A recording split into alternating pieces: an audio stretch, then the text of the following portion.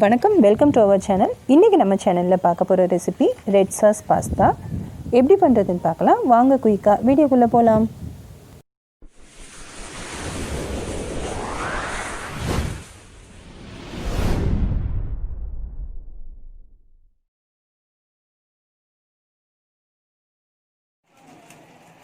இப்போ நம்ம red sauce பாஸ்தாக்காக first ஸ்டெப்பாக நம்ம பாஸ்தாவை நல்லா கொதிக்க வைக்கிற தண்ணியில் சேர்த்து வேக வச்சு எடுத்துக்கலாம்.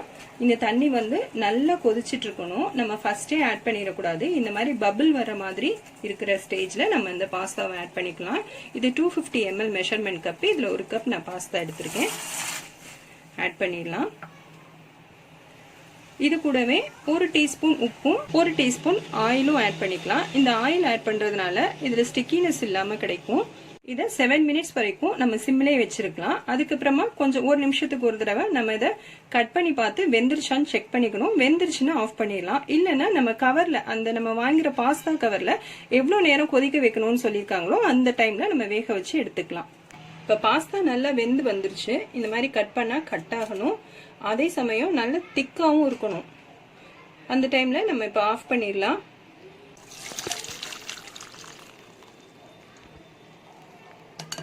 இந்த ஹீட்ல இது ஓவர் குக் ஆகாம இருக்கிறதுக்காக இது ஒரு போரிங் வாட்டர்ல காட்டலாம். அப்படி இல்லைன்னா பிளெயின் வாட்டரை இதுல கொஞ்சம் சேர்த்து வச்சிட்டோம்னா இது ஸ்டிக்கி ஆகாது, ஓவர் குக் ஆகாது. ரெட் சாஸ் பாஸ்தாக்கு 2 ஸ்பூன் போல பட்டர் ஆட் பண்ணிக்கலாம். இது 2 டேபிள் ஸ்பூன் வரும். மெல்ட் ஆன உடனே ஒரு பெரிய வெங்காயம் எடுத்து சின்னதாக கட் பண்ணி சேர்த்துக்கலாம். 30 செகண்ட்ஸ் வதங்கட்டும். 10 போல பூண்டு பல் எடுத்து சேர்த்துக்கலாம். கொஞ்சம் பொன்னிறமாகட்டும். இந்த டைம்ல வெஜிடபிள்ஸ் ஆட் பண்றதுன்னா ஆட் பண்ணலாம். நான் இதுல கேப்சிகம் மட்டும் கொஞ்சம் ஆட் பண்றேன். டொமேட்டோ பியூரேவை இதுல ஆட் பண்ணிடலாம்.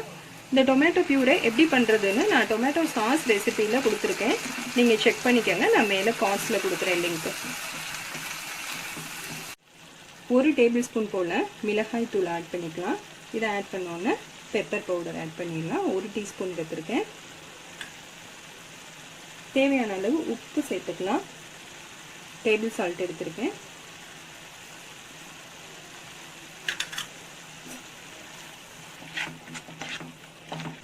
இதில் டொமேட்டோ சாஸ் 1 டேபிள் ஸ்பூன் சேர்த்துக்கலாம்.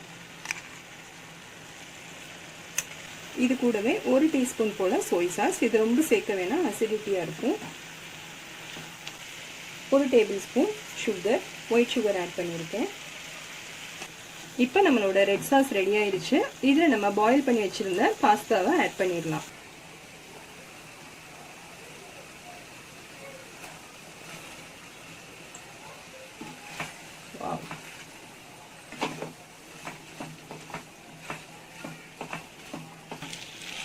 இந்த ஸ்ப்ரிங்ல எல்லா இடத்துலையும் நல்லா கோட் ஆகணும். அதனால ஒரு 2 மினிட்ஸ் மட்டும் நல்லா இந்த மாதிரி ஜென்டிலாக கிளறி ஆஃப் பண்ணிக்கலாம்.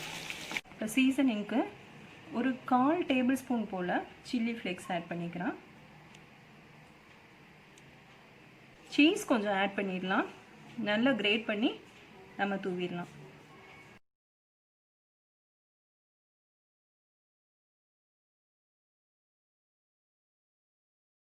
இப்போ நம்மளோட spicy and tasty red sauce pasta ready ஆயிடுச்சு. நீங்களும் இதை வீட்டில் ட்ரை பண்ணி பார்த்துட்டு எனக்கு கமெண்ட் லீவ் பண்ணுங்க.